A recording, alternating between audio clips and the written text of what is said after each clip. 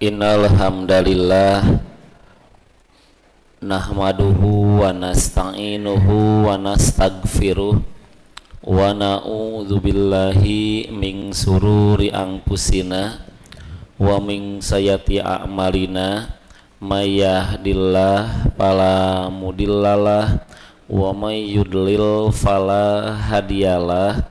Asyhadu alla ilaha illallah wahdahu la syarikalah wa asyhadu anna muhammadan abduhu wa rasuluh, amma ba'du.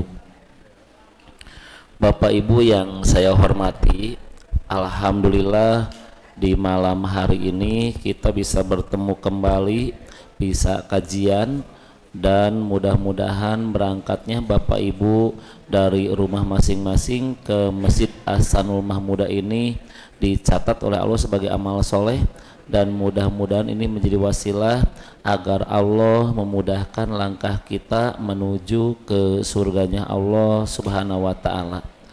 Nah, Bapak Ibu yang duduknya belum nyaman, Bapak Ibu silahkan masuk dulu ke masjid, dan khusus untuk bapak-bapak karena tidak haid silahkan masuk dulu ke dalam masjid, karena rasanya ada yang masih kosong, ada yang masih bisa untuk masuk. Ada nyeri nyeri bapak aya nu kosong kena henteu ya tempat ya atos atau atos mah ya. Bapak Ibu siap ya.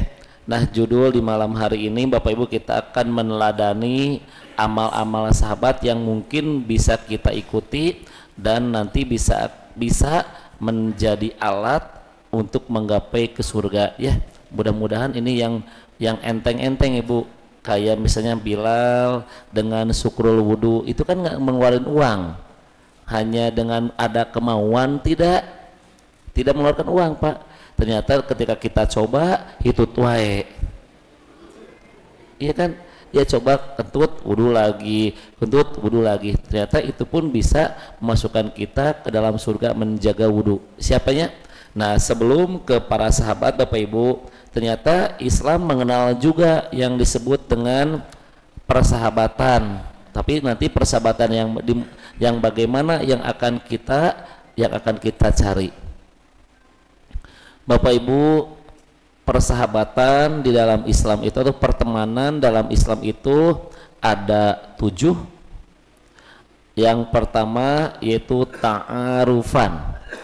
Ta'arufan ini artinya adalah pertemanan, persahabatan yang terjalin hanya kebetulan bertemu.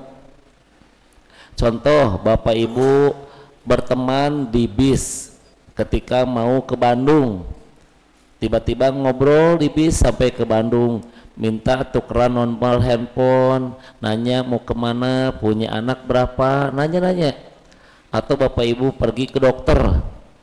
Nah, Bapak Ibu ketika pergi ke dokter karena satu penyakit yang sama, Ibu nunggu, tiba-tiba nanya ke sampingnya, Ibu balik kemana? Iya, Abi bari lalandong. Kas dokter si A, iya tuh sama isang abinya penyawatna, iya muhun abi motor seberapa tahun ngobrol Pak. Nah, itu yang disebut dengan teman ta'arufan, teman yang didasari karena pertemanan itu hanya terjalin sebentar dan kebetulan, disebut ta'arufan. Yang kedua yaitu ada kata-kata tarihan. Tarihan ini artinya teman sekampung, teman waktu kecil. Bapak Ibu punya? Ada, saya juga sampai hari ini ada. Itu teman saya waktu kecil. Ada kan ya? Nah, Ibu punya teman se-SMP? Ada. Teman se-SMA? Teman waktu kecil di kampung ada? Ada. Nah, itu dalam bahasa Arab teman tarihan. Teman karena faktor sekampung. Makanya di sini ada kaidah, tidak diperbolehkan menikah dengan teman sekampung. Hukumnya haram karena terlalu banyak. Ya kan, teman sekampung hukumnya haram, maksimal 4. Itu pun kalau ada yang mau.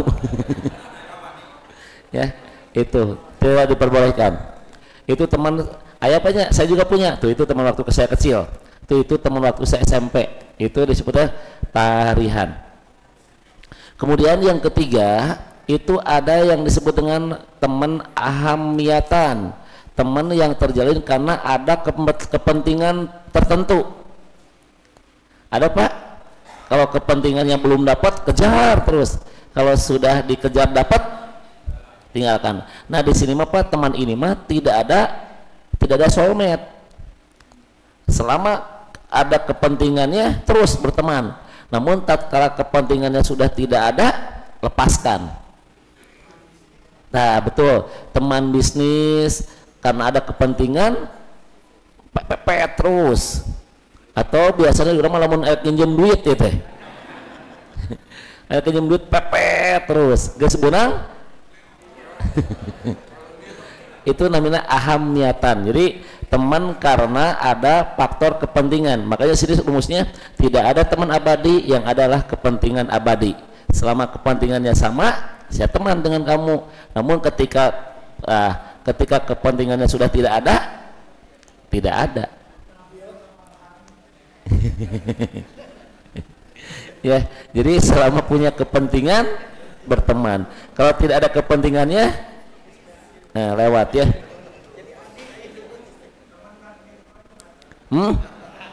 Teman badminton ada nanti. Nah iya betul. Yang keempat adalah teman farihan, teman satu hobi. Teman farihan satu hobi Pak. Dan kata Rasulullah Bapak Ibu, justru ini yang akan menjadi teman yang akan kebawa ke akhirat.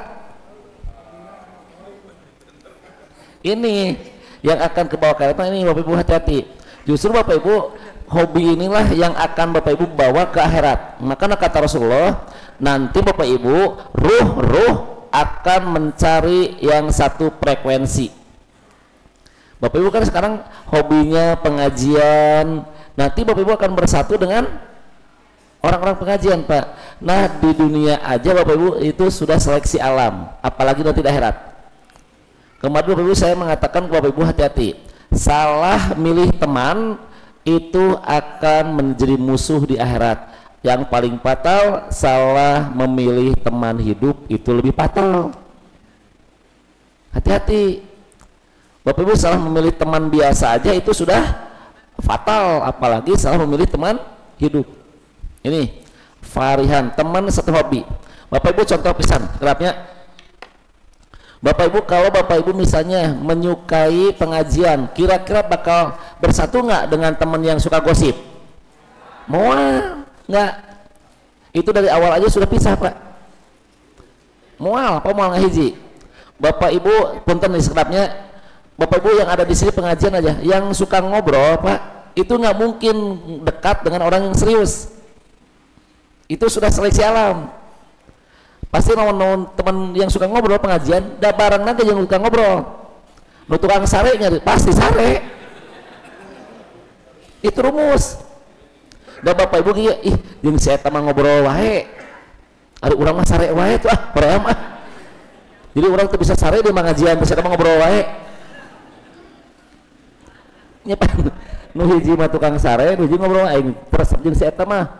Naon kitu ngobrol wae urang mah pengajian teu bisa sare jeung si eta mah. Jadi emang dari awal sudah beda Bapak Ibu. Jadi dari awal sudah dipisah dan ini akan ke bawah ke akhirat. Bapak Ibu menyukai, mohon maaf, yang dicintainya itu ternyata hobi. Kata Allah, akan kami panggil hobi-hobi itu. Apakah mendekatkan kepada Allah? Tidak. Bisa jadi hobi ini justru menghalangi cinta kita kepada Allah. Itulah Pak yang jadi bahaya. Disebutnya teman farihan. Yang kelima, aduan. Teman tapi musuh. Bahasa Arab Pak. Saya teman aduan pisannya. Bahasa Arab itu. Aduan itu musuh. Ada di Quran kan? Ya ayuhan nasu kulu mimma fil ardi halalan thayyibah wala tattabi'u khutuwati syaitan. Innahu aduun kan, innahu aduun atau sesungguhnya inna syaitana aduun mubin, sesungguhnya setan itu aduun, aduan, musuh Pak. Matak masuk ke Sunda, setan meliur aing aduan wae, menimbulkan permusuhan wae, bebeja wae kasih itu, bebeja ka kolot teh adu wae gitu Pak, aduan ya. Jadi di depan baik, di depan di belakang menusuk, aya teh gitu saha. Di depan mah bager, iya belakang ini di depan baik, belakang menusuk, ini yang disebut aduan. Kemudian yang keenam, amalan. Amalan itu satu profesi kayak IDI, Ikatan Dokter Indonesia, satu profesi. IBI, Ikatan Bidan Indonesia. PPNI, Persatuan Perawat Nasional Indonesia. Atau napi PGRI ada. Kemarin saya ngisi Bapak Ibu di salah satu ikatan ibu-ibu yang suaminya pelaut. Jadi ada itu, dia punya paguyuban ikatan istri-istri pelaut. Ada. Ibu juga kalau mau buat sendiri ada istiqomah, istri-istri persatuan istri-istri kolot di imah tuh.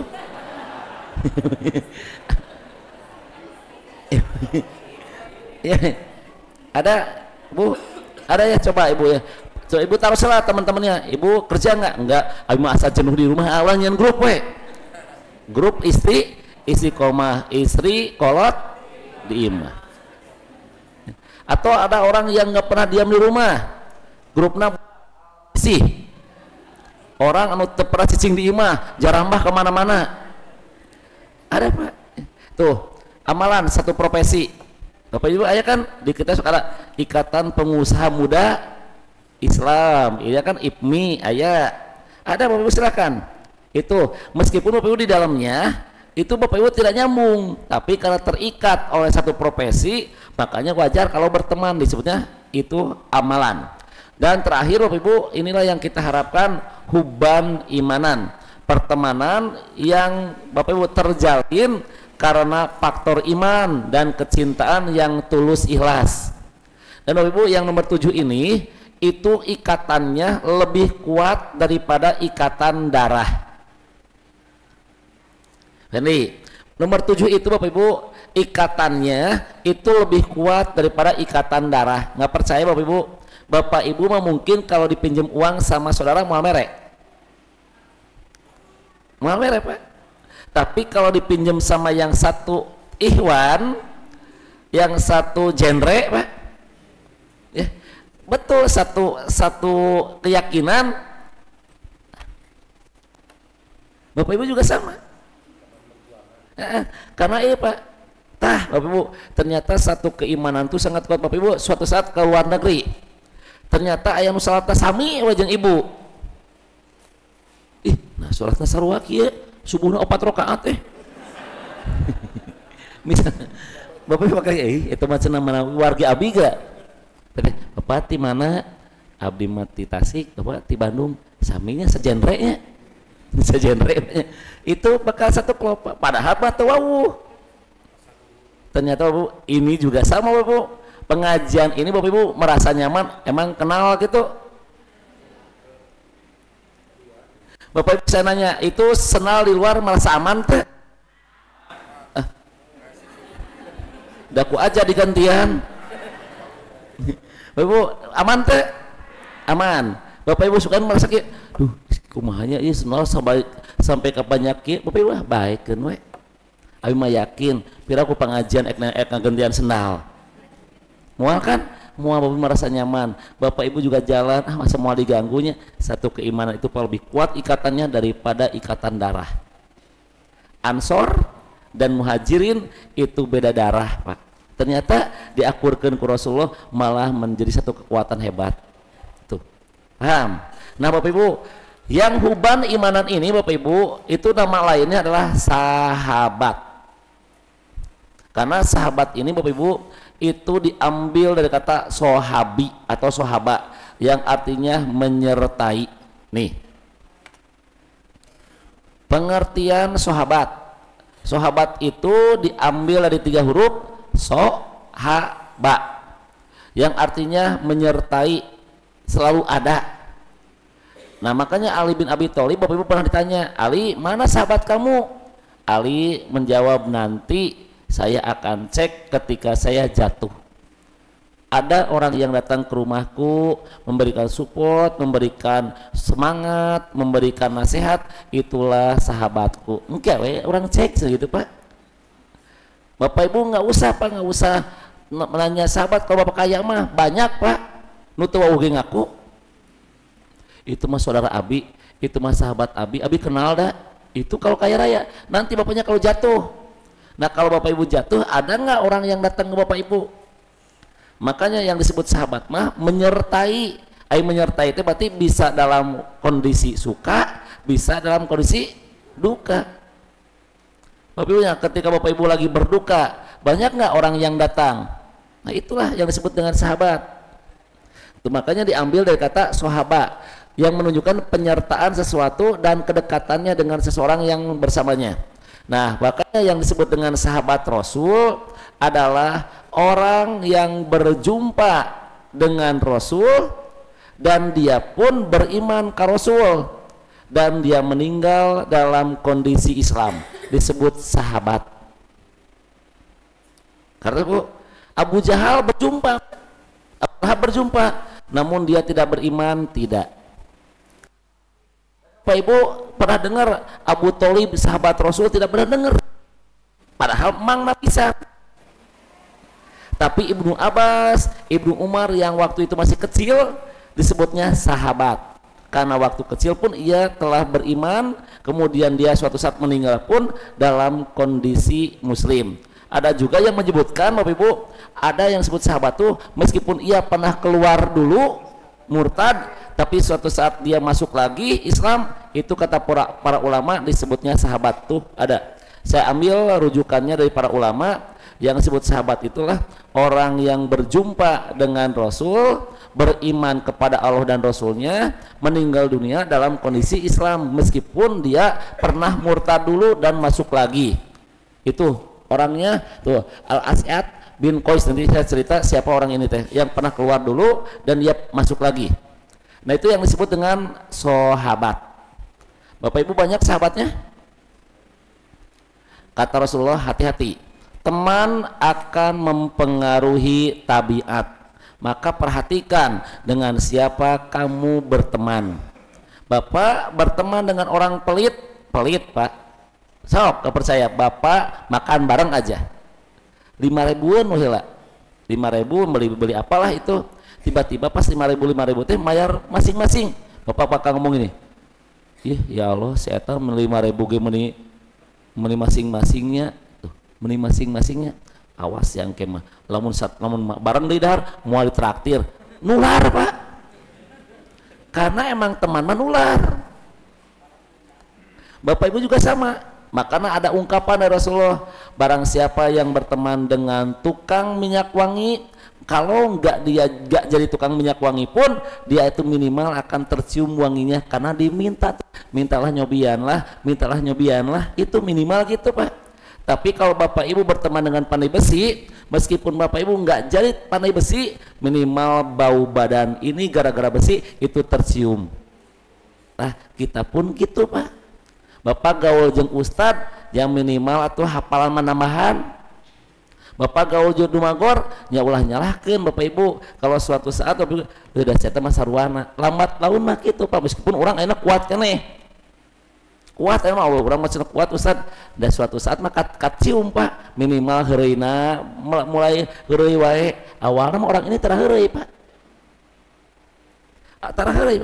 Dan Bapak Ibu hati-hati bahwa ada orang yang soleh dulunya ketika salah gaul jadi berubah jadi nggak soleh, gaya gara awalnya soleh Pak, tapi gara-gara salah gaul itu bisa jadi nggak soleh. Dan Bapak Ibu penentuan untuk berteman biasanya mimiti bangor teh SMP Pak,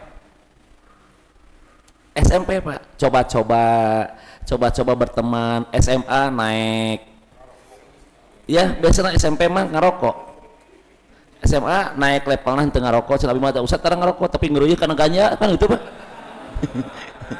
Tarang emang ngerokok mangal ngeruy. Nah, ya Pak naik level terus. awalnya di sana. SD mah bager pisan, SMP mulai, SMA mulai, apalagi kuliah udah jauh banget dengan orang tuanya. Hati-hati, bisa mempengaruhi tabiat yang tadinya baik bisa jadi nggak baik. Nah, para sahabat apa Allahnya telah ridho, makanya dia berjumpa dengan Rasul dan dia pun beriman. Bapak Ibu, ini masih bercanda dulu ya bentar ya. Bapak Ibu, kalaulah Bapak Ibu hidup bersama Rasul ini, kira-kira misalnya Bapak bakal jadi balad Abu Jahal atau balad Rasul?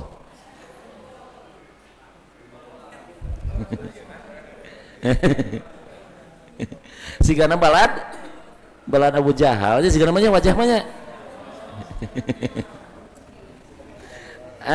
Orang contohan, artinya orang contohan. Bapak Ibu, ketika Bapak Ibu mendengar kata Sumayyah, ketika mendengar kata Yasir, waktu itu terdengarlah oleh Abu Jahal masuk Islam. Apa yang terjadi?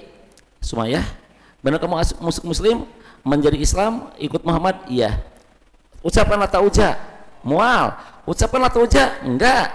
Sampai iluduhan pak, bakatku jenuh. Maka Abu Jahal membawa ke rumahnya, bawa tombak, bebaskan karena rahimna, beres gitu pak. Dan ketika Sumayyah lagi sekarat, Rasul datang dan suami suruh lihat.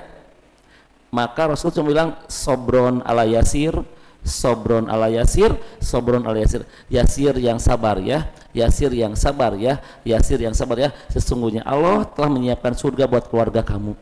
Ibu siap? Ibu mah jangankan ditobros rahimnya, dicibir aja sedikit geus pundung. Cung yang pernah mendapat cibiran ari kanu jauh di udag ngaji anu deket henteu? Anu gitu? Saha? Emang itu Pak? Bapak mah anu deket imah teu ngaji, ya ibu maot teh dikuburkeun teh ku tetangga. Itu jawabannya Pak. Ya maot mah dikuburkan ku tetangga. Ibu mah ngobrol, abi mah insya Allah mual ku tetangga, ku JNE abi mah. Langsung diantarkan ku JNE dan beli barang tanpa izin suami. Ayah ini eta Pak, ajab istri memberi barang tanpa izin suami, maka matinya diantarkan ku JNE. Bapak Ibu, ada begitu Bu? Bapak Ibu mohon maaf, tanya ke orang tua dahulu. Bagaimana pertama kali ketika di jilbab? Yuk tanyain. Ketika mau dipoto KTP harus berurusan dengan berwajib, maka harus ada intimidasi dulu. Hanya sekedar tutup telinga, dia harus dibuka. Gak mau, saya mah ini mah orat, gak mau. Rame lah Pak, hanya untuk dibuka jilbabnya. Rame. Bapak Ibu mah alhamdulillah enak. Apalagi zaman Rasul mah Pak bukan hanya telinga. Bapak Ibu mah siap jeung nyawa. Nah, lebih parah Yasir Pak. Yasir tuh lihat istri kamu matinya pun tragis. Cepat ucapan lata uja enggak, ucapan lata uja enggak, lebih parah Pak. Yasir mah tangan kanan diikat dengan kaki kanan, tangan kiri dengan diikat kaki kiri, ditarik oleh kuda berlawanan arah. Bapak siap dengan kondisi itu? Jadi dua, hanya untuk mempertahankan keislaman. Ini alhamdulillah kita mah Pak nggak seperti itu. Kita mah hanya ikut kepada Rasulullah, ikut aja kita. Tapi Bapak Ibu sudah nggak enak, apalagi waktu itu. Tuh. Ya. Nah Bapak Ibu, yuk kita mulai. Kedudukan para sahabat di sisi Allah. Yang pertama, ini saya ambil Qurannya surat 3 ayatnya ke 110. Kuntum khairu umat uhrijat linnasi ta'muruna bil ma'ruf wa tanhauna 'anil munkar wa tu'minuna billah. Kemudian walau teh Pak kata-kata pengandaian ya, anu mustahil atuh Pak. Walau angzalna kan ada. Walau amana ahlul kitabi lakana khairan lahum minhumul mu'minuna wa aksaruhumul fasikun. Kalian adalah sebaik-baiknya umat yang Allah keluarkan untuk manusia. Jadi Bapak Ibu sebetulnya diturunkan oleh Allah bukan untuk jago kandang Pak, bukan. Bapak mau dikeluarkan manusia teh untuk menjadi yang terbaik buat semuanya, tapi mempunyai syarat. Nah, kalau ingin disebut umat terbaik itu satu, yaitu menyeru kepada kebaikan, melarang kemunkaran, dan beriman kepada Allah. Ada orang menyeru kebaikan kemudian melarang kemunkaran namun dia tidak beriman, nol. Ada juga orang yang mengaku dirinya beriman tapi ada kemunkaran diam terus. Karena ada masing-masing, ya enggak, itu juga enggak sempurna.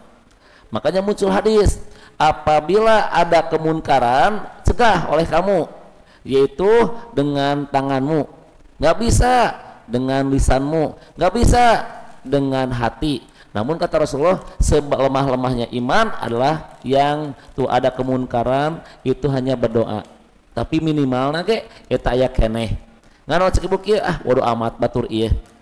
Hati-hati Pak, kalau di sekitaran Bapak Ibu ada kemunkaran dan Bapak Ibunya sudah tidak peduli, yang penting mas saya mah tidak, maka Rasulullah pernah bersabda, barang siapa yang berdoa dan kemunkaran didiamkan terus, Allah tidak akan mengijabah doanya. Nah, iya Pak, maka kita itu kalau ada kemunkaran semaksimal mungkin kita cegah, sebisa mungkin kita cegah teh, karena ternyata urusannya pun dengan kita, doa kitanya tidak tembus ke langit Pak. Tuh, maka cegahlah. Adapun dia mau berhenti atau tidak bukan urusan kita, yang penting kita sudah berusaha untuk melarang. Termasuk Bapak Ibu, kemarin saya katakan Bapak Ibu, tolonglah saudara kalian itu yang dolim dan yang mendolimi. Tolonglah saudara kalian yang dolim dan yang mendolimi. Para sahabat berkata, ya Rasulullah, saya hafal, saya tahu kalau menolong orang yang terdolimi emang kewajiban kita, tapi bagaimana dengan menolong orang yang dolim? Maka Rasul menjawab dengan cara mencegah dia untuk berbuat dolim lagi, itulah kamu menolong mereka. Jadi lamun aya jalmi maksiat wae Pak, kurang dieureunkeun teh eta teh bentuk kasihan ke dia, sayang. Urang mah lain ngantep, nu ngantep anu dolim mah. Ieu jalmi sesat diantepkeun wae. Kita punya saudara ya, hayo maksiat wae Pak, diantepkeun wae, bodo amat lain urang ieu. Eta jalmi Pak teu sayangeun sebetulnya. Nu sayangeun mah dieureunkeun. Ya ulah kitu doraka, ya ulah kitu doraka. Dia itu sebetulnya sayang ke saudaranya itu, supaya tidak bermaksiat lagi. Contoh lagi Pak, bab utang piutang biar Bapak gampang. Nah, iya masuk rada riskan karena teh. Saya punya utang ke Aisan tuh 10 juta Pak. Saya janjinya 2 bulan, itu ternyata sampai 4 bulan 5 bulan itu nggak bayar-bayar. Si Ustaz Rahmat kumaha ieu teh ongkos sok ngaji ieu teh. Kumaha ieu teh hutang teh dibayar-bayar wae. Ditagih teh pura-pura wae. Ustad ira itu manawi anjing sampai abi teh Pak babalik setan wae, sampai abi nggak mau ngaji. Ustad atuh malam Jumat ngaji, iya nyeri perut ieu teh, hai boleh setan wae. Nah suatu saat saya main Pak ke rumahnya Farhan, mobil abi dipayun dah. Nah iya mah mobil si Ustad Rahmat ieu air telepon, Han eta mobil Ustad Rahmat diharapnya nya iya mah nitipnya lamun Ustaz Rahmat nginjem duit ulah bakal dibereknya heup itu boleh sah. Iya kompor meledug gedeung deui terus kumaha sabaraha hutangna teu kudu apal we ngan ulah geus ulah bakal diberek. Ieu urang yang apal kumaha wae sih tak ieu Pak dolimna teh gibahna. Terus bejana hasil kamarnya saya ke Korea deh, lebih parah deh. Manjang we, hutang akhirnya mah teu nginjem ngagibah heeh. Ini.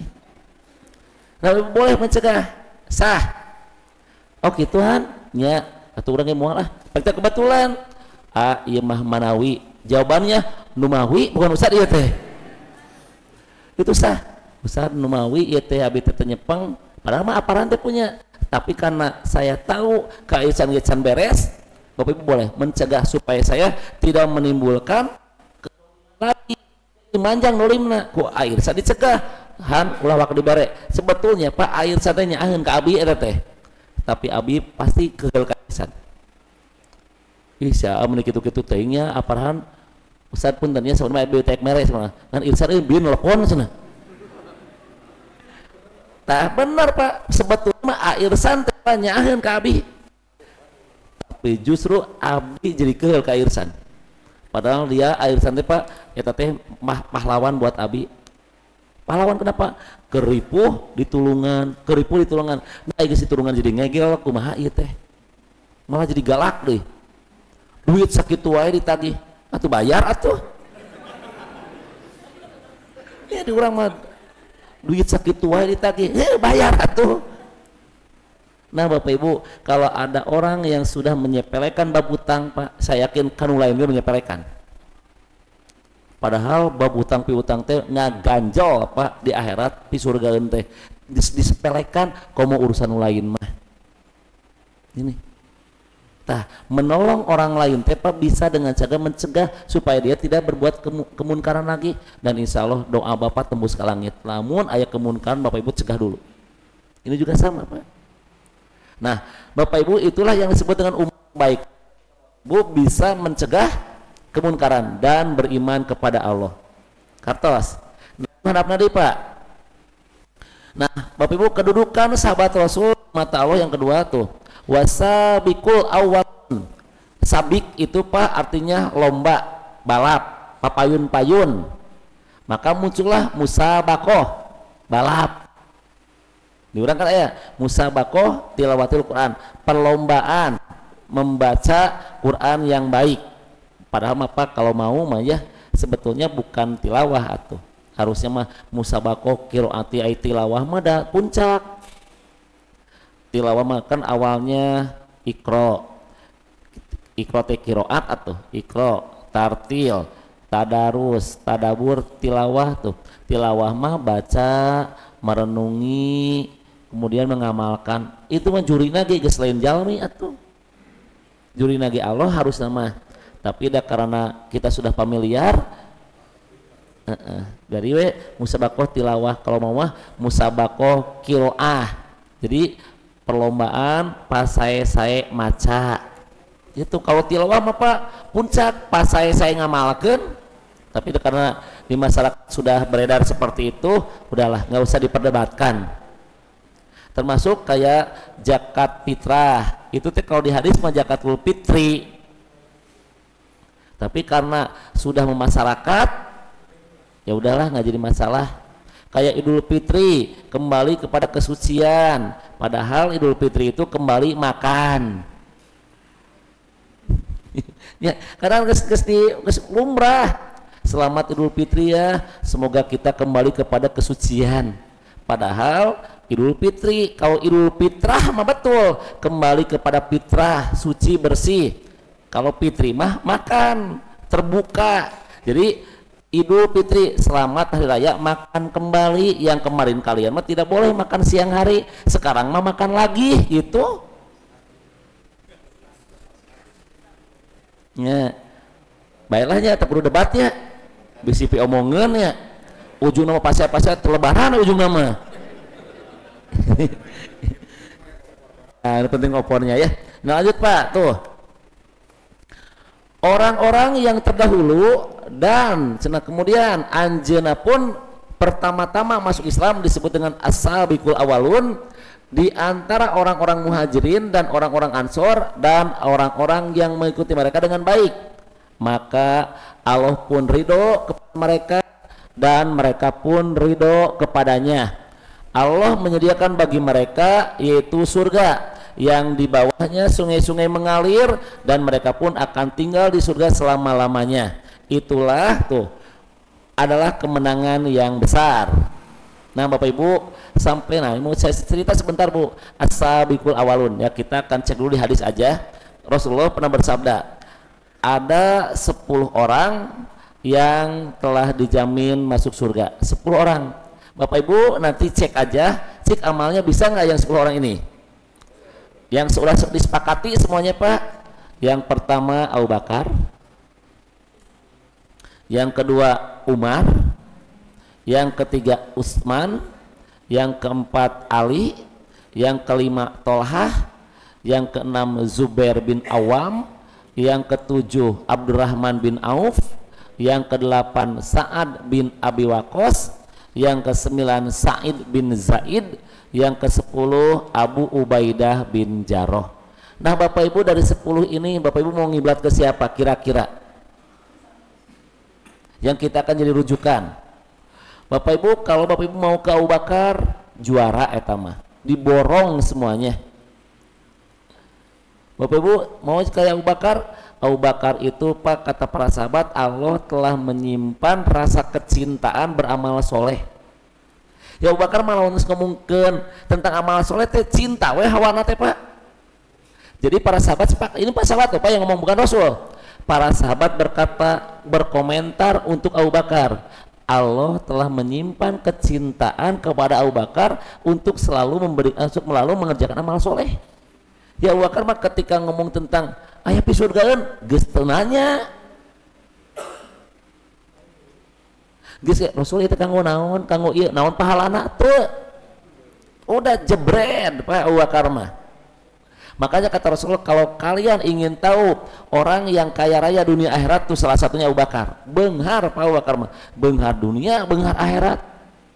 Tuh Bapak Ibu Abu Bakar. Dan Abu Bakar orangnya polos Pak.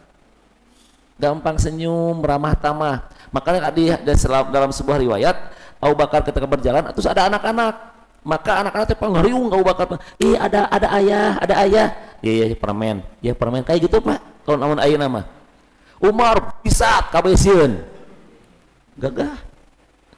Nah Bapak Ibu, kalau nggak bisa Abu Bakar, Ustaz Samuel Abu Bakar jauh Abu pernah bangor baheulana, ya udah atuh Allah ciptakan sosok kedua Umar. Kebayang Pak, kalau Allah hanya menciptakan sosok Abu Bakar, berat mau Pak? Berat. Allah ciptakan sosok Umar. Supaya apa? Supaya orang masih memiliki kemampuan untuk seperti Umar. Atau Bapak Ibu punya kesempatan minimal juga Umar. Umar itu Pak yang dulunya mau membunuh Rasul. Bapak Ibu, di dalam sebuah riwayat, Umar lamun neungeul jelema Pak, itu sampai ke maghrib. Sampai dengar, Bapak Ibu pernah dengar Umar nyiksa buka baju Pak, ada orang yang masuk Islam buka bajunya dan belakangnya dikerok Pak oleh penggaruk padi anu tilu nu orang di heler nggak ya gitu. Iya Pak, itu Umar kalau menyiksa orang. Tapi tatkala dia mendengar surat Toha dan doanya Rasulullah, itu langsung Allah kasih hidayah sampai jadi garda terdepan Pak. Sampai Umar ketika mau hijrah, dia bawa Pak bajunya lengkap, kemudian dia datangi orang Quraisy dan ditanya, hidung-hidung pengkhianat, hidung-hidung buruk ya Pak, gitu ngomong nangge, wajah-wajah buruk. Dia kata Umar, besok lusa saya mau hijrah dengan Rasulullah. Kalau kalian mau menghalangi saya tunggu di belakang bukit ini. Barang siapa yang orang tua ingin kehilangan anaknya, istri ingin jadi seorang janda, anak ingin menjadi yatim, kami tunggu di belakang bukit ini. Tah Bapak gitu teh mun Bapak ketemu jeung Abi, keun Abi siap kaharep meuli udud. Udah gitu tinggal Pak Umar gagah Pak. Bapak juga Umar teh oke lewat. Nu katilu pemalu luar biasa solehna sampai Rasul aja malu. Apa kata Aisyah? Rasul, kenapa Abu Bakar pas datang Rasul diem, celananya pun nggak dibenerin. Pas Umar datang kenapa nggak dibenerin? Tatkala Utsman datang langsung Rasul bergegas celananya. Pas udah 3 orang ini pulang, Aisyah bertanya kenapa Rasul ketika Utsman datang berubah. Lihat kata Rasulullah, Allah malaikat aja malu ke Utsman, makpiraku abi teu malu, nyelipak malu minantu idaman. Iya minantu idaman, karena Utsman menikah dengan anaknya Rasul Ruqayyah. Suatu saat Ruqayyah meninggal dunia, maka nikah dengan adiknya turun ranjang. Kata Rasulullah, seandainya saya punya anak perempuan satu lagi, maka saya akan nikahkan Utsman dengan anakku yang bungsu, misalnya kalau ada. Namun Fatimah pada waktu itu sudah nikahkan dengan Ali. Bakat konon lebar ya minantu idaman kudu kabatur mah. Utsman Pak kaya raya luar biasa, pemalunya luar biasa, dan dia selalu pegang Quran kemana-mana baca terus. tinggal Pak lebih hebat gitu. Makanya ada kuat kuat Utsman yang luar biasa apa? Barang siapa yang iman bagus, maka dia tidak akan pernah kenyang dalam membaca Al-Quran. Namun apabila imannya buruk, begitulah perhatian terhadap Al-Quran. Kuatnya Utsman, Bapak. Kalau Bapak Ibu imannya bagus, Bapak tidak akan pernah kenyang membaca Quran, pengen terus penelitian Quran. Namun apabila imannya busuk, nah begitulah pula dia memperhatikan Al-Quran. Jadi perhatian Bapak Ibu terhadap Quran menggambarkan iman. Ustaz asa berat, oke. Ali jenius luar biasa, julukannya 2, itu karomalhu wajah, Allah telah menjaga pandangannya. Waktu dengan Rasulullah lihat perempuan, Rasul dipalingkan wajahnya gitu. Yang keduanya disebut Abu Turab. Kenapa? Karena Ali kalau dia mohon maaf beda pendapat, agak bendu ke istrinya, Ali mah terang ngamuk-ngamuk, dia menyendiri ke masjid dan dia tidur di masjid di tanah. Maka Rasul menjawab, hei Abu Turab, kernaon Abu Turab, bapakna taneuh, karena sok ngakoler na taneuh. Tuh cek Ali teh ente Rasul cenah ieu we. Nih sebelumnya Bapak Ibu, waktu Fatimah masih muda, Ali masih muda, maka Abu Bakar datang. Ya Rasulullah, Fatimah udah ada calon belum? Belum. Boleh nggak saya melamarnya? Ulahlah, masih kecil. Abu Bakar ngelamar, ditolak. Kemudian datang Umar, Rasul, Fatimah buat saya ya. Janganlah, masih kecil. Umar tolak. Maka pembantu Ali berkata, Ali, tuh cepet. Tuh cenah Fatimah nggak ada yang melamar. Apa kata Ali? Aduh malu. Kenapa malu? Orang yang terbaik aja kedua itu ditolak. Abu Bakar tolak, Umar tolak. Nya piraku urang atuh naon bogana. Lihat Pak Ali mah tahu diri. Apa kata pembantunya? Geus milu kali itu buru program ke rumah Rasul. Ali datang Pak ke rumah Rasul. Pas ke rumah Rasul diam. Li kernaon li? Ya biasa Rasul. Emang ngobrol, sok baca riwayatnya. Ngobrol. Terus li, dah kamu itu sebetulnya udah manjing karena nikah mah, gitulah ngobrol nanti. Udah manjing, udah cukup. Kamu punya calon nggak? Enggak Rasul, iya teh. Terus kamu ingin menikah? Ya ingin Rasul. Mau nggak sama Fatimah? Kebayang, lamun awal mendatang Rasul hayang ke Fatimah lah, belum tentu. Ali luar biasa. Benar Rasul, Fatimah mau ke aku? Iya, kalau kamu ya tuh, kamu punya mahar apa? Coba kamu datang dulu ke rumah. Pas ke rumah Rasul, aku tuh tidak punya apa-apa. Balik lagi, adalah baju perang yang pernah dipakai Ali. Rasul ayah iya, udah itu jual jadikan mas kawin buat ke Fatimah. Tuh, ini Pak. Terus rumah nate jauh pisan Ali teh. Kata Rasulullah teh, siapa yang mau tuker rumahnya, maka Allah akan memberkahi rumah itu. Buat apa Rasul? Ali dan Fatimah suruh dekat ke masjid dan sahabat di sebelah sana yang jauh, tapi Allah berkahi.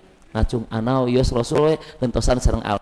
Jadi Ali mendekat tuh Pak, balager ya. Suatu saat Fatimah ngeluh. Terus Pak Ali ketika Fatimah maut, Ali yang di bawah nampan. Dan Fatimah pas mau meninggal dunia, Fatimah mah gelis padangdan, bersih, dan dia tidur. Terus maut. Sekali itu ya Allah, ya Fatimah istri aku maut.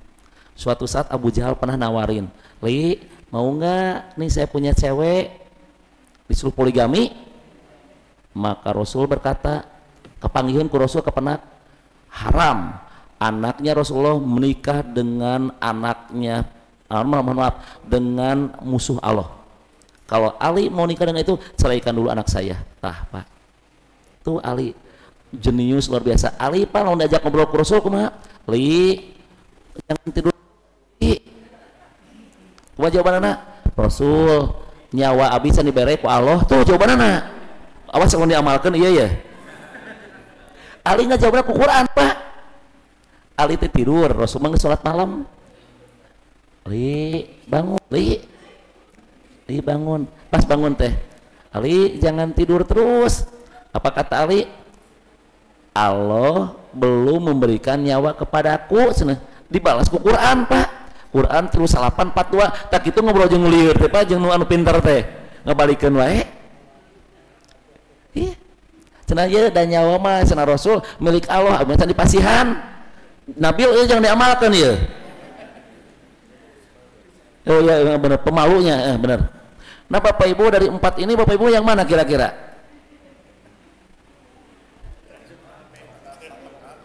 Abu Bakar ayah? Oke tidak ada. Umar? Tidak ada. Utsman? Tidak ada. Ali? Yang kalima waktunya Abu Jahalnya. Tolha.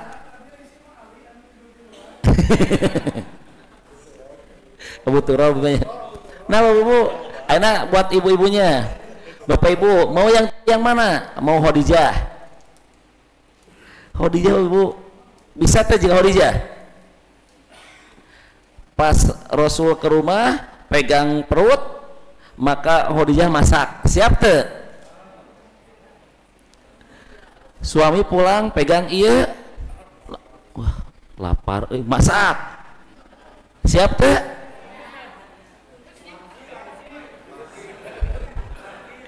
Langki gitu langki lewat. Oke, tipe Aisyah jenius nanya terus istri kebayang lamun suami lain Rasul wah liur buka bajikan dia mah nanya terus Pak makanya Allah berikan Aisyah menaon meh wahyu tidak putus nanya terus menempel dia itu Aisyah aya oge nu katilu yaitu Hafsah si penghafal Quran aya oge atuh Saudah teh eta we nya nini we nya tapi sabar kata Saudah teh Rasul sekarang teh giliran aku ya iya kasih aja lah buat Aisyah aja jatahna teh ke Aisyah we Saudah Ummu Salamah aya Jenab aya dina sebuah riwayat Pak kalau Rasul menggandeng Jenab maka para sahabat tidak ada yang berkedip gelis Pak Jenab teh tuh Bapak Ibu gelis teh anu sudah tawanya ayo Bu sadayana sok Bapak Ibu mau milih mana ini Pak Allah ridho kepada mereka dan mereka pun ridho kepada Allah itu makanya saya akan gambarkan Bapak Ibu nanti amal apa yang bisa kita lakukan yang minimal jika sahabat biar kita nanti dijamin oleh Allah silahkan masuk surga dengan sahabat nanti barengna terus Pak tuh Bapak Ibu ternyata nama Rasul dan nama para sahabat itu oleh Allah telah diabadikan ada di Taurat dan Injil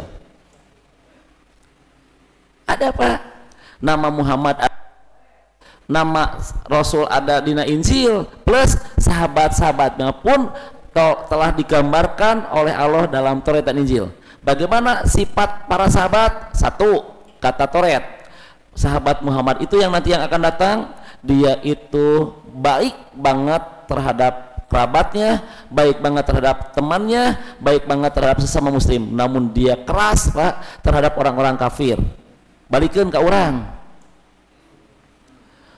maka sesama muslim galak Pak aikal kafir bersentuhan suntangan berpelukan Rasulullah teh aya panu kitu terus dan dia kelihatan dari bekas-bekas sujudnya tukang ibadah wae itulah yang digambarkan oleh Taurat dan Injil gambaran sifat para sahabat tuh terus aya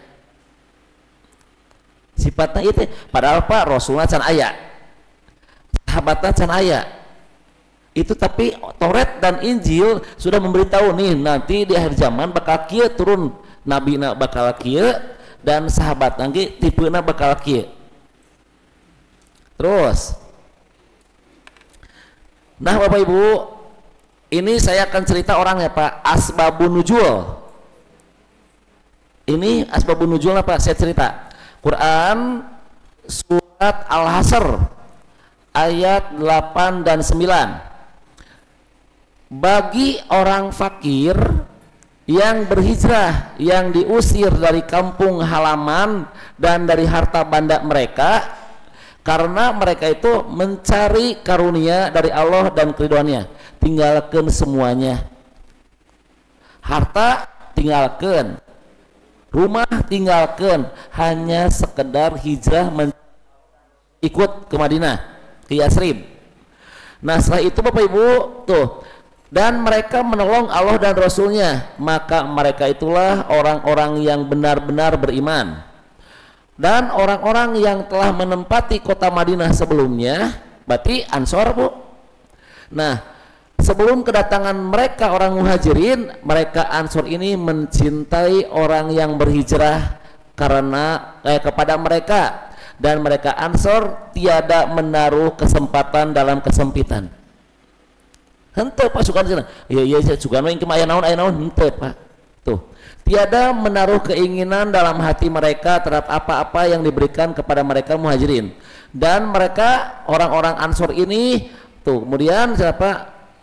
Dan mereka mengutamakan, ya betul, orang-orang Ansor ini mengutamakan orang-orang Muhajirin atas diri mereka sendiri. Padahal Pak, orang Ansor ini ada yang kesusahan.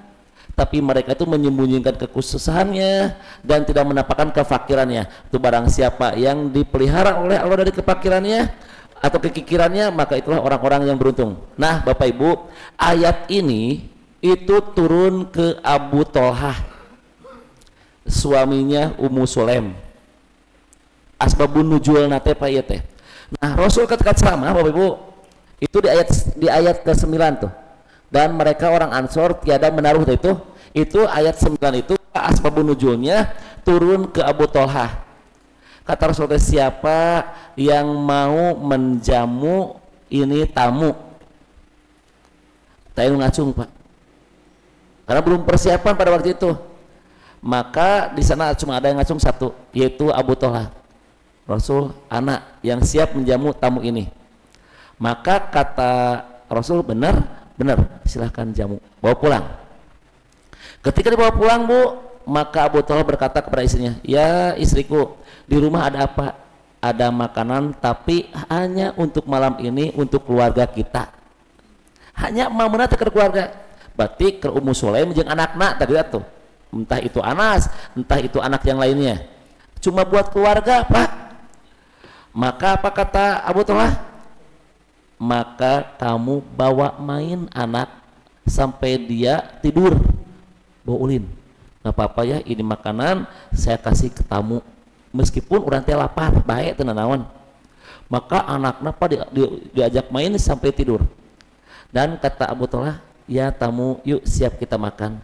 Pas makan maka lampunya dipareman, ditanya ke tamu, kenapa dimatiin lagi lampu? Ini ada gangguan. Padahal Abu Tolhah itu Pak tidak ada makanan lagi kecuali untuk tamunya. Dan Abu Tolhah memegang piring yang kosong dan makan bareng. Disadari hunggu ketrek biar dianggap makan menemani. Kata Abu Tolhah, udah beres? Udah beres, kemudian dinyalakan lampunya. Kenapa ini? Alhamdulillah udah beres lampunya. Biar nggak kelihatan bahwa dia itu nggak makan. Maka besoknya laporan ke Rasul, bagaimana amalan aku yang tadi malam seperti ini. Kata Rasul, mudah-mudahan Allah berkahi rumah tangga kalian. Tuh. Disebutkan ukinaun Bu, mengutamakan orang lain daripada mengutamakan diri sendiri. Isar bahasa Arabnya. Isar.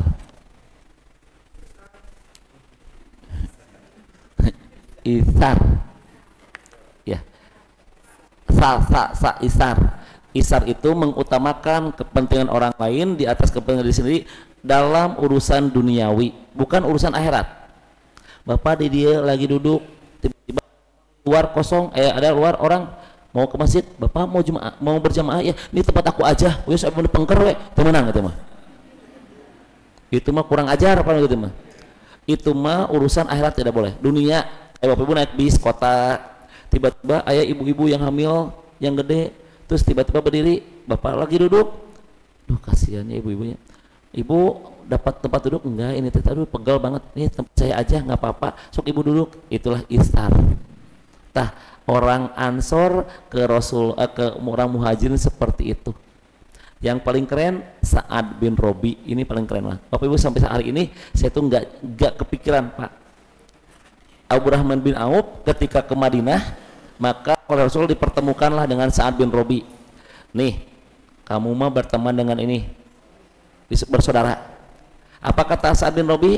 Saya punya perkebunan kurma itu luas pisan, dan saya punya istri banyak, dan saya punya pekerja banyak. Silahkan bagi dua. Ayo dia gitu tuh. Dan kata Sa'ad bin Robi, ini saya istri, anggaplah misalnya 8 atau 4 misalnya. Silahkan bagi dua. Mana yang kamu sukai? Kalau kamu suka ini, nanti saya akan ceraikan. Setelah ceraikan, tunggu dulu masa idahnya, maka silahkan kamu nikahi. Kamu perlu uang? Nih, saya punya uang, silahkan ambil sebagian.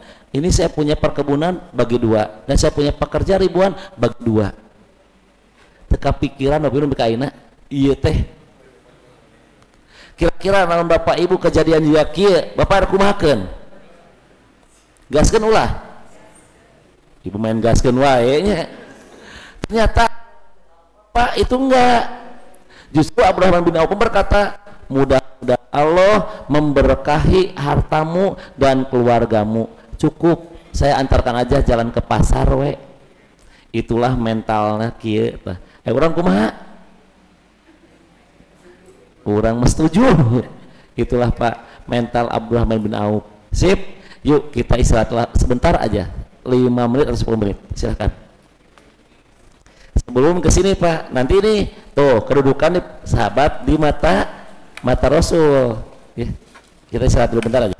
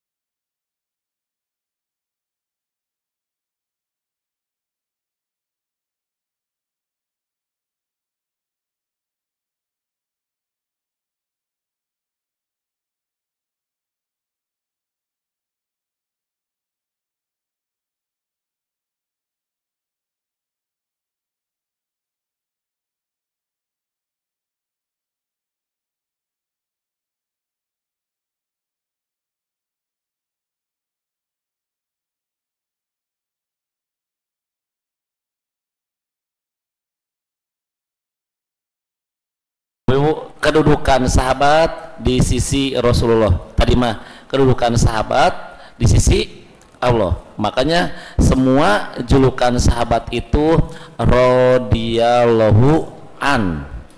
Untuk perempuan mah anha, untuk laki-laki anhu, untuk semuanya anhum. Kalau untuk yang dua orang, bapak anak atau sahabatnya meriwayatkan dua orang, anhuma, ya. Nah, kayak Ibnu Abbas radhiyallahu anhuma. Mudah-mudahan Allah meridhoi ke Ibnu Abbas dan bapaknya. Kalau Ibnu Abbas dan Ibnu Umar meriwayatkan anhuma, mudah-mudahan Allah meridhoi kepada keduanya. Nah, itu ya. Siap. Nah, Bapak Ibu lihat. Sahabat adalah orang yang paling mulia di kalangan umat Nabi Muhammad Sallallahu Alaihi Wasallam. Nabi Muhammad pernah bersabda tentang mereka, sebaik-baiknya generasi adalah korni, yaitu generasi aku ini. Sumalladina yalunahum, kemudian setelah mereka itu, sumalladina yalunahum, kemudian setelahnya lagi. Jadi Bapak Ibu, kalau kita lihat generasi terbaik itu hanya 3, ya.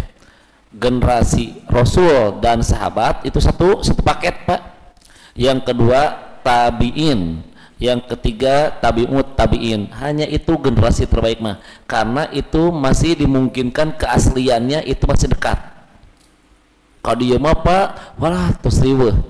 Makanya kalau Bapak Ibu bisa memurnikan lagi ajaran Islam itu sungguh berat. Namun Bapak Ibu jangan putus asa, jangan putus harapan. Kita pun pernah oleh Rasulullah dinyatakan sebagai makhluk yang menakjubkan imannya. Kalau ngomong generasi mah ini yang terbaik. Kalau ngomong siapa menakjubkan, itu adalah kita. Rasul pernah bertanya, wahai sahabat, siapa makhluk yang paling menakjubkan imannya itu? Maka para sahabat menjawab, makhluk yang paling menakjubkan imannya itu adalah imannya para malaikat. Maka Rasul menjawab, mau tidak bagus bagaimana dia selalu berada di sisi Tuhannya, sesuatu. Maka para sahabat menjawab lagi, kalau begitu Anda ya Rasulullah. Maka Rasul menjawab, mau tidak bagus bagaimana wahyunya pun turun ke kami. Maka para sahabat menjawab, kalau begitu kami ya Rasulullah para sahabat. Maka Rasul menjawab, mau enggak bagus bagaimana iman kamu sementara aku ada di tengah-tengah kalian. Maka para sahabat pun bertanya, lantas siapa ya Rasulullah orang yang paling menakjubkan imannya itu? Maka Rasul menjawab, adalah orang-orang yang hidup setelah kalian, yang tidak menjumpai kami ini, tapi mereka itu beriman kepada Allah dan Rasulnya melalui lembaran-lembaran yang ia baca. Nah, siapa itu teh? Kita hari ini.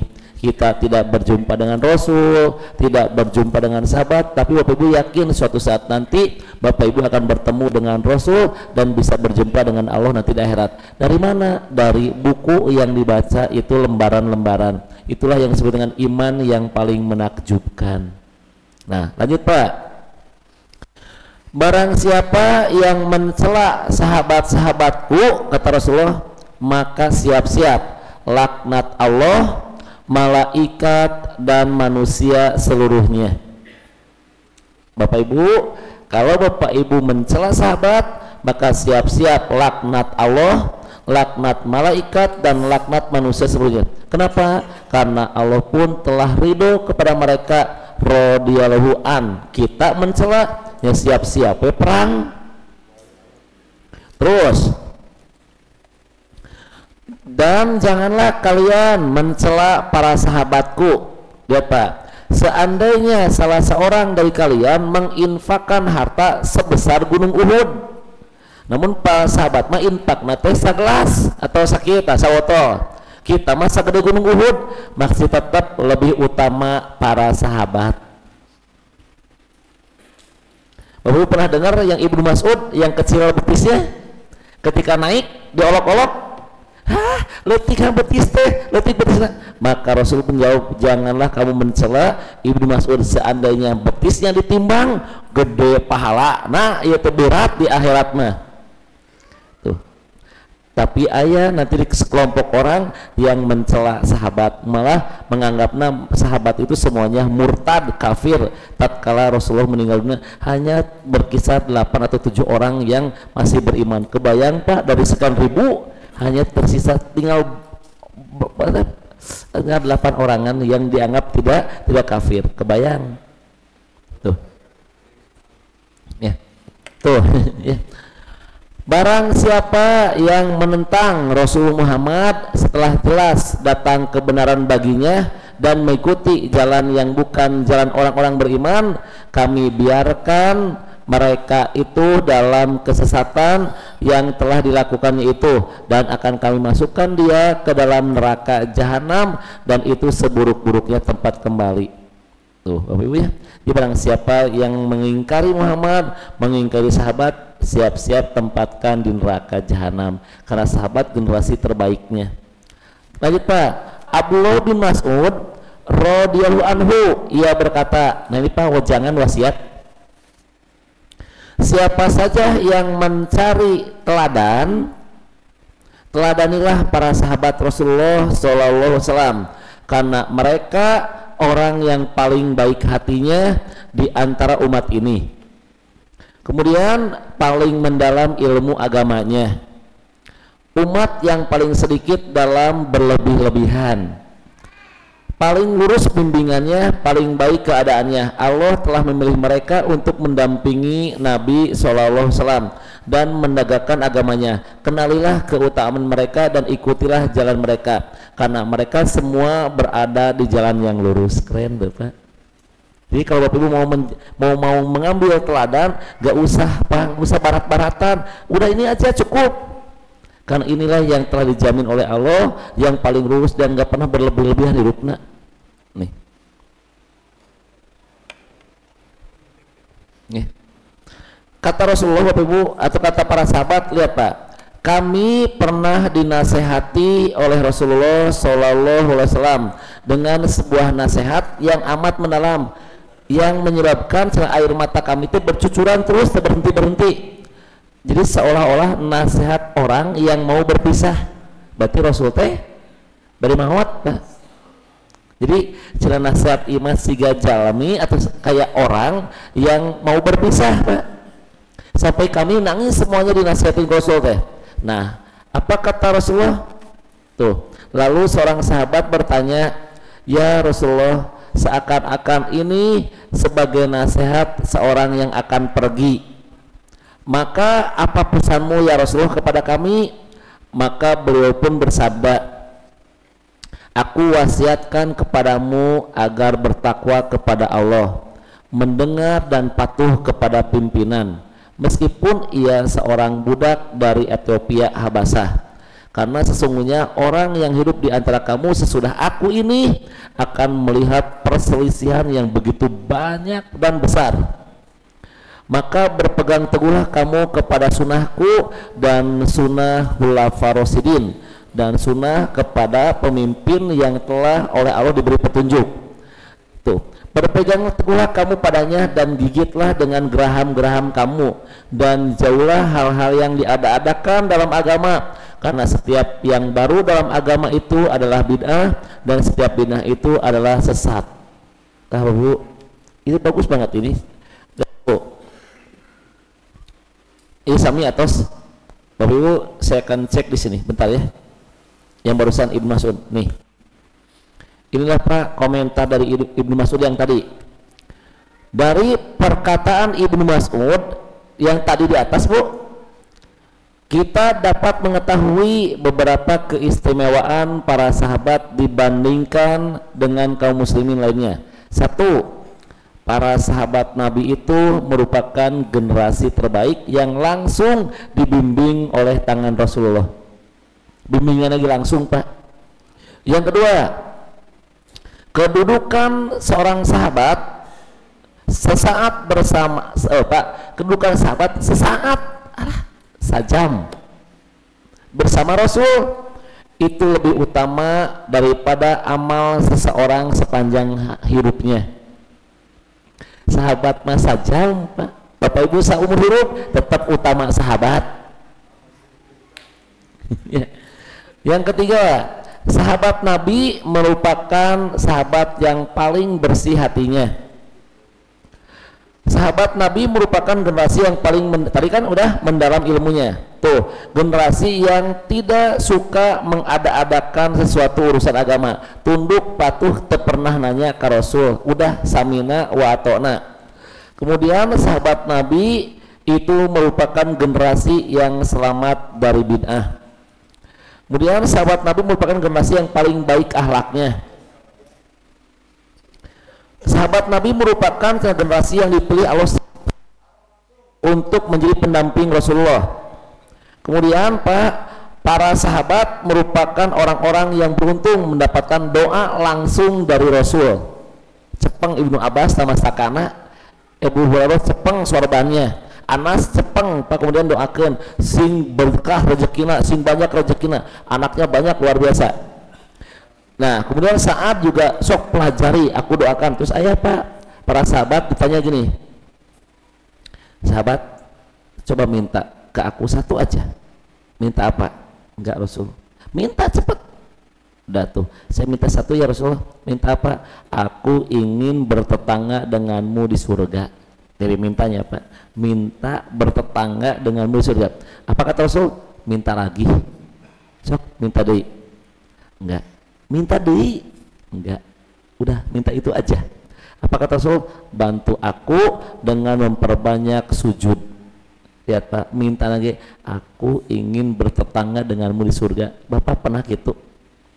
Ada doa Pak, ibu-ibu di zaman Rasul minta naon? Hiji ibu kata Anas mah, ibu-ibu di Madinah itu pas semuanya cuma minta ini, minta minum air di telaga Al-Kausar. Jadi ibu-ibu di Madinah setiap sholat mintanya gini, ya Allah izinkan aku meminum air di telaga Rasulmu. Ya Allah aku mohon izinkan ya Allah aku meminum air di telaga Rasulmu. Minta nak itu patah. Istri-istri di zaman Rasulullah itu di Madinah minta cuma satu, ya Allah izinkan aku untuk meminum air di telaga Rasulmu. Dan karena mereka tahu orang yang meminum air di telaga Al-Kausar itu tidak akan pernah tersesat dan tidak akan kehausan selama-lamanya. Cuma minta etawe dan pasti selamat. Nah Bapak Ibu juga bisa ketika sujud, ya Allah izinkan ya Allah aku ingin meminum air di telaga Rasulmu. Boleh minta Pak. Syukur-syukur yang ini, ya Allah aku mohon kepadamu ya Allah aku ingin bertetangga dengan Rasul Muhammad ya Allah, aku ingin bertetangga dengan Rasul Muhammad ya Allah. Bagaimana Pak senangnya ketika kita Bapak Ibu bertetangga, kita aja mendengar namanya aja ya Allah udah seneng nama Muhammad teh, membaca hadis-hadisnya, terus menceritakan akhlak-akhlak itu teh Pak kita nggak lihat, seneng luar biasa. Apalagi Bapak Ibu bisa berjumpa nanti dan bertetangga lagi selama-lamanya, kumaha seneng nak. Minta ke Allah ya. Tuh kemudian Pak, sahabat Nabi ini merupakan pengawas dan pengaman umat ini. Kebayang kalau nggak ada sahabat, Bapak mau dari mana ini agama? Kalau itu turunnya ke sana, nanti sahabat akan menyebarkannya kemana-mana sampai ke Indonesia ini. Terus Pak, ini bagus nih, gimana ya? Nah ini, di antara tanda-tanda iman seseorang adalah mencintai Ansor, dan tanda kemunafikan adalah membenci Ansor. Maksudnya naon? Jadi ciri orang yang beriman mah mencintai sahabat.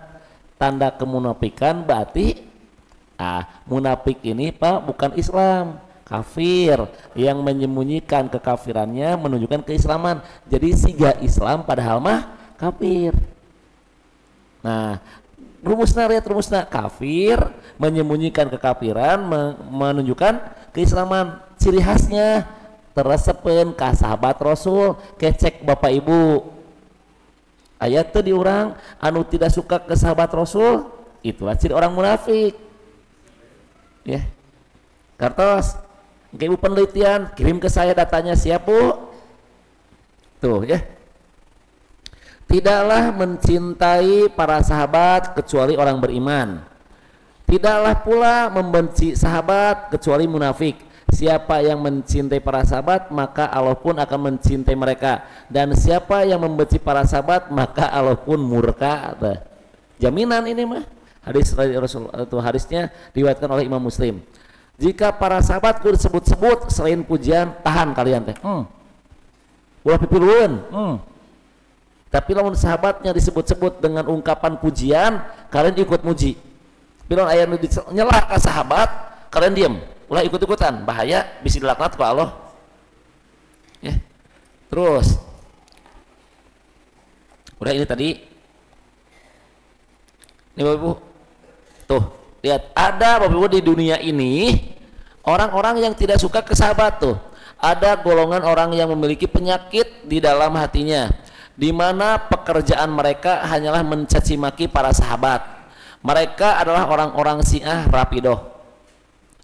Mereka menjadikan perbuatan mencaci maki para sahabat sebagai ibadah dan mendapatkan pahala. Bahkan orang yang nekat di antara mereka berani mengkafirkan para sahabat. Menurut mereka semua sahabat yang meninggal dunia itu murtad seluruhnya.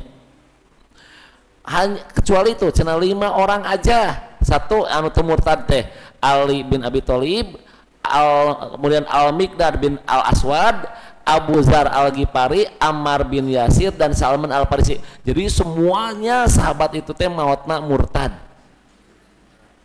Ya, kata Syiah, bukan kata kita. Ya. Nah, siapa yang mengangkat Abu Bakar sebagai khalifah setelah Nabi Muhammad, maka dia telah murtad.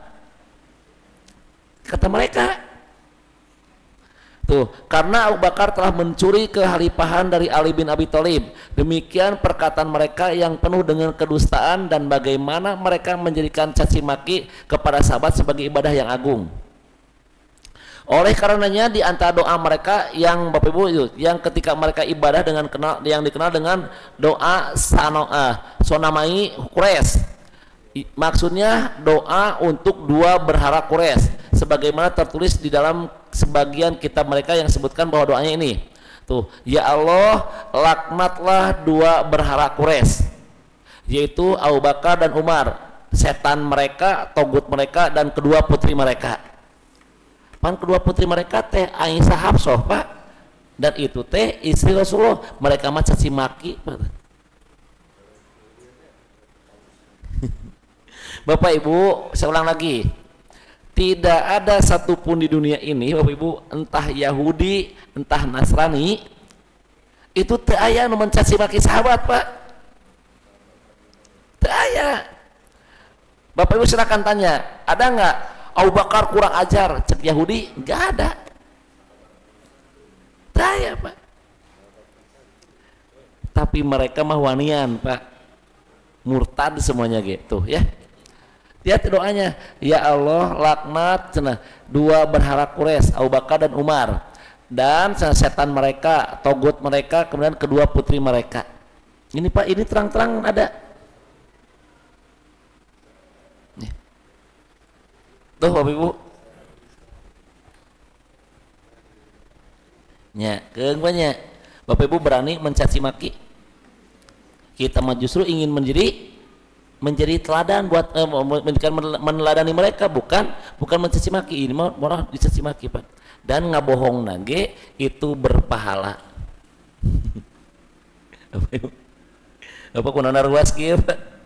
Tenang Bapak mah sanes kan? Aman? Bapak Ibu tuh, ya. Bapak Ibu, ade ya nitip. Lamun aya anu mencaci maki sahabat jangan ikut-ikutan, bisa dilaknat ku Allah. Tuh akan datang suatu masa yang saat itu ada satu pasukan dikirim untuk berperang. Mereka berkata, coba lihat, adakah di antara kalian seorang sahabat Nabi SAW? Ternyata ada satu orang sahabat Nabi.